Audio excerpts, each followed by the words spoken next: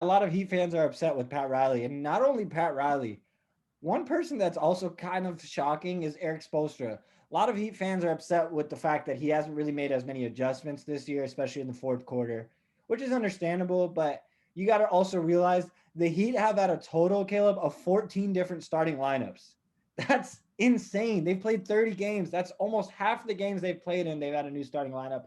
They've had one of the most injuries of any team this year. You know, Jimmy Butler missed time with COVID. Tyler Hero was out with COVID. You had Bam out for a little bit with COVID. A lot of these players were out. Goran Dragic has been hurt recently.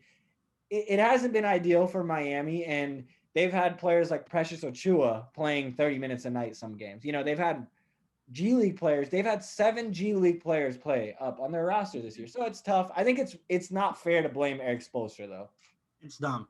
I do like Precious. I do think he'll be good, but that just goes back to what I mentioned with Hero. He needs to develop, and he's not like a win now player, which is what Jimmy Butler kind of needs. It just, I don't know. I don't think it's really, and this is going to sound dumb, but I don't think it's really fair to Jimmy Butler's legacy that he's going to have to stay in a franchise that's built upon developing the young guys when he's at the age now where he has to win. And do I think they should ever trade Jimmy? Absolutely not. That's a perfect guy for their Heat culture, like a hard worker in the gym at 4 a.m. working. But they have to add some players next to him.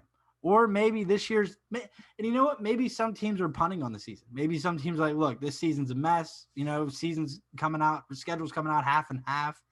Maybe they're just like, we'll figure it out. We'll get ready for next year. You Maybe think some Miami's teams, one of those teams? I don't know. I don't think Miami would have the pride to do that. You know what I mean? Like they're too prideful to do that. They'd have to maintain the culture look.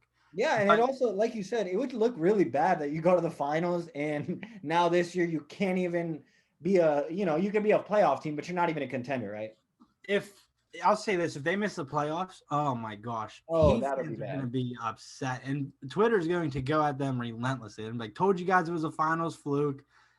It's such a weird year for sports, man. It is very weird, and it's not an easy year for teams. I mean, like you mentioned, they had to have G League players come up and play, like actual minutes, like real minutes, and it can't be easy dealing with that.